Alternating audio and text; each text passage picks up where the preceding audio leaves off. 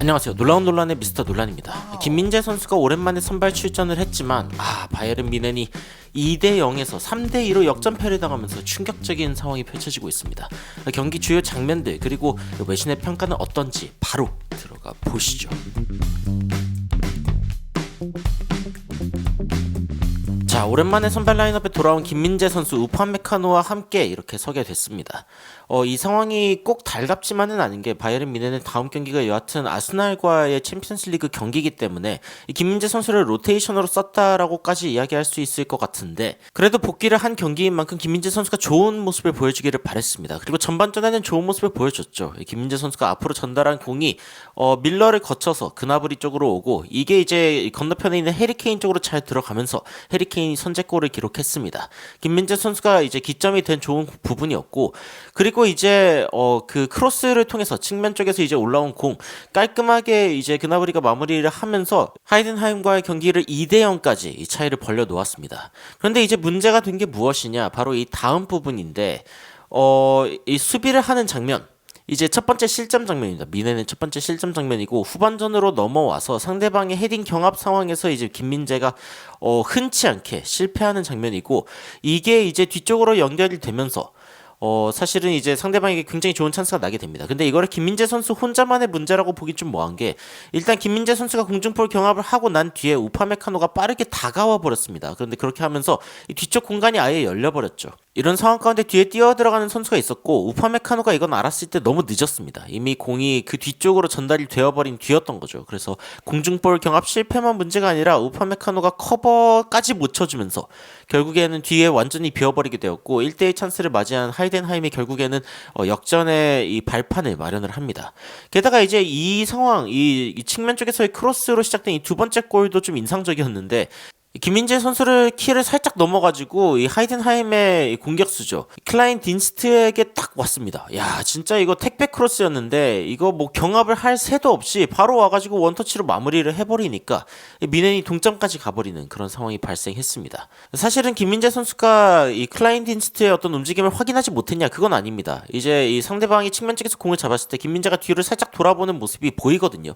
그럼에도 불구하고 상대방의 움직임이 좋았다. 그리고 상대방의 마무리가 좋았다라고도 이야기할 수 있는 그런 골이었습니다. 사실 김민재 선수가 뭐 조금 더 타이트하게 마크해야 됐다라는 비판이 나올 수 있는 장면이긴 하지만 상대방이 잘해도 너무 잘한 부분이 있긴 있었고 자 그리고 이 부분이 또 문제가 됐습니다. 이제 하이덴하임의 세 번째 골 장면인데 자 김민재 선수가 일단은 이 상대방 선수가 안쪽으로 들어오다 보니까 바로 좀 마크해주려는 움직임을 보이다가 상대방 공격수가 또 중간적으로 뛰어들어가는 움직임을 보이니까 김민재 선수가 약간 좀 우왕좌왕하는 장면이 잡힙니다. 결국에 이 공이 상대 공격수에게 연결이 됐고 그리고 이 공을 막기 위해서 결국에는 이 위쪽에 있던 우파메카노가 다가올 수밖에 없었죠. 이 움직임을 파악한 선수가 횡패스를 주면서 다시 한번 클라인 딘스트에게 패스를 했고 이 클라인 딘스트가 다시 한번 이 공을 마무리를 하면서 멀티골 기록 그리고 팀의 역전골까지 기록하면서 결국 경기는 3대 2로 마무리가 되어버렸습니다.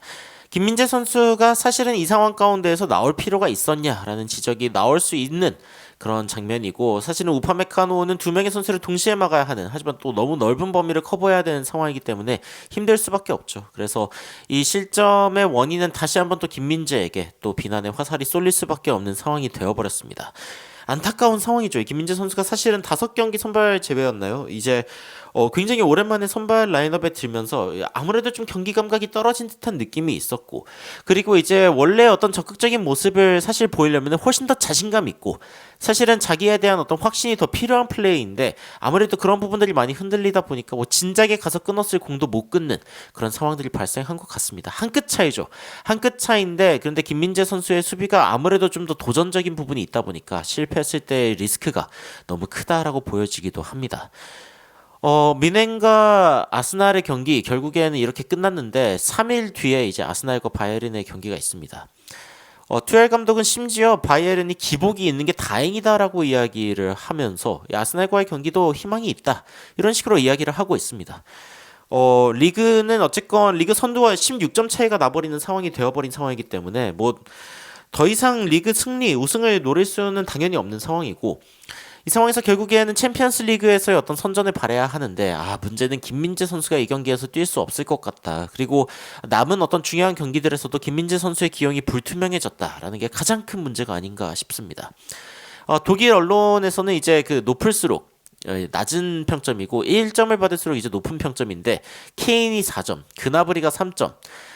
득점을 기록한 선수들이죠. 그리고 이제 무시알라, 뮬러, 고레츠카, 라이머 등등 모든 선수들이 5점을 받았는데 근데 김민재 선수는 이 상황 가운데 6점을 받아버렸습니다. 이거 받을 수 있는 점수가 맞냐라는 좀 이야기가 나올 정도로 굉장히 낮은 점수인데 어떤 이야기가 나오냐면은 빌트도 그렇고 아니면 독일 매체 TZ도 그렇고 이 김민재의 평점을 6점으로 매기면서 2024년에 사랑받는 건 아니지만 다시 인기를 얻고 싶어하는 김민재에게 아스날전을 앞두고 투엘이 준 기회를 잘 맞았는데 이 하이덴하임이 오랫동안 무화해서 사실은 빌드업 과정에서 안정성을 확보할 수 있었지만 공이 튕겨져 나왔고 두 골을 내줬을 때 김민재의 표정이 좋지 않았다. 기억에 남는 건 공중볼 경합에서 패한 것 그리고 상대방 공격진이 이 클라인딘스트와 피에링거에게 너무 공간을 내줬다라는 게 이제 문제다라고 이야기를 했는데 여하튼 장면들을 살펴보니까 김민재가 왜 혹평을 받는지는 이해가 안 가는 부분이 아닙니다.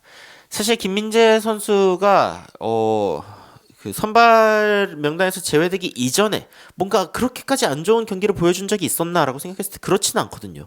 김민재가 직접적으로 뭔가 실점이 어떤 빌미가 됐던 적이 있었는지도 사실은 거의 그런 적이 없었습니다. 그런데 이번 경기에서는 사실은 너무 아쉬운 장면들이 많이 있었습니다. 초반에 어쨌건 득점을 기록하면서 좋은 모습을 보여줬던 바이에른 뮌헨이긴 하지만 뒷공간을 너무 이렇게 비웠던 우파메카노와 그리고 김민재의 이 수비 조합이 좋아 보이지 않는 부분도 있습니다. 두 선수 다 약간 좀 저돌적인 느낌이 있는 것 같고 그리고 김민재 선수가 사실 너무 많은 공간을 내주었다라고 하는 비판은 어쩔 수 없이 들어야 할 것 같습니다. 공중볼 경합 승리 확률을 봤을 때 김민재가 여전히 높은데 근데 하필이면 또 중요한 순간에 김민재가 공중볼을 내줬다는 것 이것 역시 이제 좀 문제가 될 수 있는 부분이라고 생각이 듭니다. 여하튼 이 첫 번째 실점으로 이어졌던 이 결정적인 공중볼 경합에서 하필이면은 김민재 선수가 실패를 했다는 게 좀 마음이 아픕니다.